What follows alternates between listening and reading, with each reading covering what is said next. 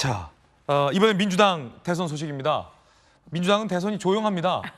이재명 1강 구도가 굉장히 강하고 상대적으로 우리 DLP에 김경수, 김동연 두 분을 띄웠지만 김동연, 김경수와 관련된 뉴스도 사실 많지 않습니다. 자, 그래서 이 대표 소식 하나 볼까요? 타임지 100인에 이 대표가 선정됐다고 하는데 함께 보시죠. 자, 시사주간 타임 선정 올해 가장 영향력 있는 100인에 포함이 됐습니다. 계엄령 해제 위에 국회 담장 넘어 대통령 탄핵을 주도했다. 차기 지도자로 취임이 예상된다라는 얘기도 타임에 함께 실렸습니다. 그런가 하면 이재명 대표의 후원금이 하루 만에 초과 달성했다는 소식도 들어와 있습니다. 법정 한도 29억 4천만 원을 초과해서 2억 5천만 원이 초과됐다고 합니다. 반환할 예정이라고 하고요. 후원 참여자는 6만 3천여 명, 99%가 10만 원 미만의 소액 후원자라고 합니다. 자, 그런가 하면 이재명 후보와 다른 김동연, 김경수 후보의 뚜렷한 체급 차이가 난다라는 분석도 나옵니다. 선거 캠프 현역 의원 10명 이상, 현역 의원이 김경수, 김동연 한 명도 없다.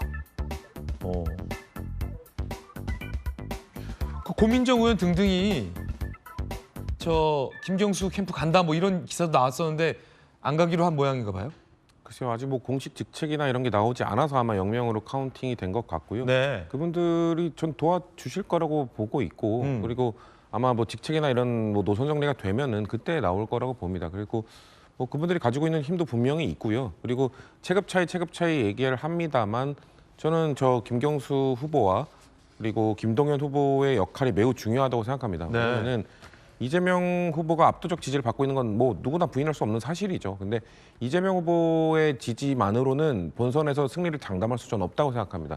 지금이야 뭔가 그 보수 후보와의 양자 대결에서 엄청난 격차가 나오는 것으로 보이지만 보수 후보가 정해지고 한쪽으로 쏠리게 되고 거기에 컨벤션 효과랑 뭔가 집중 효과가 나오게 되면은 그렇게 큰 격차가 나지는 않을 거라고 보거든요. 왜냐면은 22년 대선 결과도 0.73%였는데 그때보다 저는 정치가 더 양극단으로 치닫고 있는 상황이기 때문에 네. 이 탄핵 정국 속에서도 아무리 지금 윤석열 전 대통령의 탄핵 때문에 파면 때문에 치러지는 조기 대선이라 할지라도 지금 대한민국의 정치가 너무 보수, 진보 양쪽으로 극단화되어 있기 때문에 막상 선거 기간이 되면은 저는 분명 보수 진영의 결집이 다시 이루어질 거로 봅니다. 그렇기 때문에 김동연 후보와 김경수 후보의 목소리를 어떻게 담아낼 것인가, 저분들을 지지하기 때문에 아니면은 이재명 후보에 대해서 조금 우려심을 갖고 있지만 저분들 때문에 민주당을 지지할까라고 고민하는 분들, 그분들의 목소리를 끝까지 본선까지 담아내기 위해서는 경선 과정에서 저분들의 목소리를 어떻게 듣고 어떻게 품는지를 보여드리는 게 가장 중요하다고 생각하거든요. 예. 그렇기 때문에 저는 빵명이 아까 말씀하신 뭐 고민정 의원이나 그런 분들이 안 가시더라도 저는 좀 중도적인 아니면 뭐 명확히 찐명이 아닌 분들은 정말 이재명 대표를 생각하는, 이재명 후보를 생각하는 의원이라면 저 캠프 가서 도와줘야 된다고 생각해요. 이 취업이 될 수 있는 그런 분위기를 만들어줘야지 그냥 너무 재미없이 끝나버리면 정말 당해도 안 좋고 이재명 후보한테도 안 좋습니다. 그렇기 때문에 저렇게 영명 상태를 그냥 내비두고 있다? 저는 진짜 찐명이라면 네. 캠프로 달려가시라고 말씀드리고 싶습니다. 정청래 의원 이런 분 추천합니까? 뭐 맡고 계시지 않나요? 그렇군요. 예, 그래서 당직을 맡고 계신 분들 못 가기 때문에 정청래 의원이 가시면은 저는 레벨업 하실 거라고 생각합니다. 그렇군요. 예. 아까 이 3자 가상 대결, 오늘 발표된 3자 가상 대결 결과를 좀 한번 다시 보면 앞서 성춘 부의장님께서 하셨던 말이 김동연, 김경수 이 두 사람의 역할이 크다, 무시하면 안 된다라는 취지의 지적이셨잖아요. 이재명 후보가 32.9, 한덕수 후보가 30.4, 대행이 많이 나온다면 이준석 의원이요. 9.8이잖아요.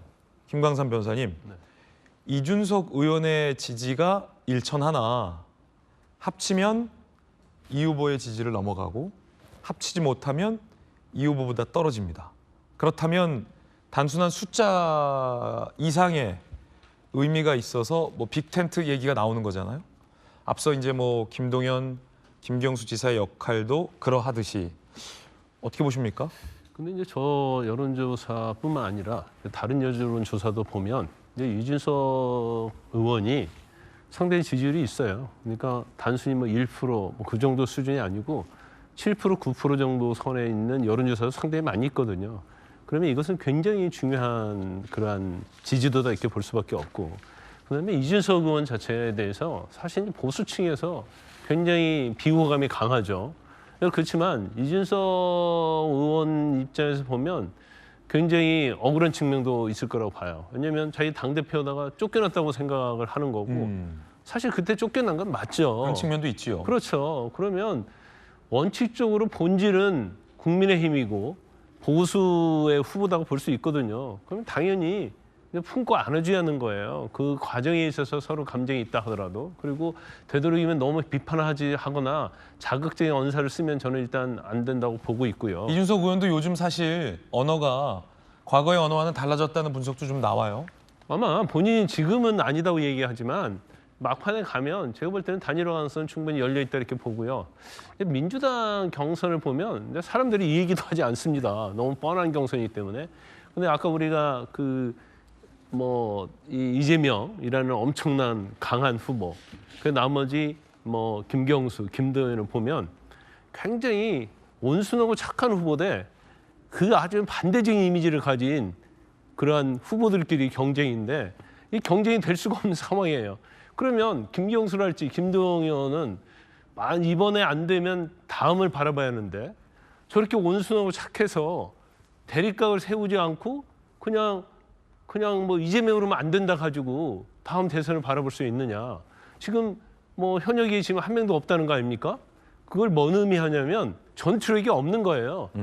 전투력이 세가지고 이재명과 맞붙으면서 설사 지지도는 안 나온다 하더라도 공격적으로 가면서 뭔가 솔직한 이야기들, 시원한 이야기들, 근데 그런 걸 하면서 가는데 그런 게 없고 그냥 좋은 게 좋은 거다는 식으로 가면 누가 지지하겠습니까? 다음을 보장할 수 없는 거예요. 그렇기 때문에 이제 결과적으로 세력이 규합되지도 않고 이제 그러다 보면 너무나 이게 일방적인 게임이 되기 때문에 흥행에도 도움이 안 되고 그거 자체도 제가 볼 때는 이재명 전 대표에게도 그렇게 도움되지 않는다고 봅니다. 예. 제가 보기엔 홍 대표님. 이 민주당의 지금 경선이 흥행이 좀 안 되는 건 맞아요. 근데 맞는데 그 이재명 대표 후보 측에서도 이제 고민해야 될 게 2017년 경험인데 2017년에 문재인 후보가 그때도 이제 압도적 1위였잖아요. 근데 자기보다 문재인 후보가 약간 중도 진보적 그 성향을 띄었다면 자기보다 왼쪽에 이재명 후보, 자기보다 오른쪽에 안희정 후보를 놓고 나중에 시너지 효과를 거뒀거든요. 그런 측면에서 그 이재명 후보 입장에서는 다른 두 후보가 분발해야 본선에서도 훨씬 더 좋은 결과를 가져올 수 있다. 이런 그렇군요. 측면에서 좀 같이 고민해야 되고요. 다만 그 김경수 후보나 그 김동연 후보가 외부에서 보는 것처럼 온순하진 않습니다. 이분들도 아주 터프해요. 김동연 지사 삶의 궤적이 기재부 공무원이지만 기재부 공무원에 이분이 그런 그 상고 출신이잖아요. 상고 출신의 그 좋은 대학을 나오지 않고 그 정도 위치에 가려면 얼마나 그 안에서 치열하게 살았는지는 기재반에서 유명하고, 그리고 김경수 지사 얼굴은 저렇게 생겨도 간단한 친구가 아닙니다. 저는 다만 이번 경선에서 우리 당이 가지고 있는 제가 김동연 지사나 김경수 전 지사 등 그쪽에서 세 가지는 분명한 것 같아요. 지난 그 2022년 당내 경선에서의 네거티브의 어떤 나쁜 기억 때문에 이번에는 네거티브는 하지 않는다. 두 번째는 정책과 비전을 갖고 승부하겠다. 그리고 최종적으로는 원팀을 유지해야 된다. 이런 이 원칙에는 이 세 사람, 특히 김동연, 김경수 후보도 다 공감을 하고 있기 때문에 이번 선거가 그래서 좀 밋밋해 보일 수 있지만 어쩌면 정책적인 측면에서는 가장 치열한 경쟁이 될 수 있을 것 같아요. 왜냐하면 당연히 그 김 지사의 이재명 후보의 기본소득에 대해서 아마 김동연 후보 같은 경우는 굉장히 비판적으로 그거에 대해서 할 거예요. 그런 측면에서 저는 만약 그 TV 토론이 본격화되면 정책적인 측면에서는 상당히 이재명 후보와 다른 두 김 후보 간의 치열한 정책 토론이 생각보다 주목을 끌 수도 있다, 이렇게 보입니다. 네.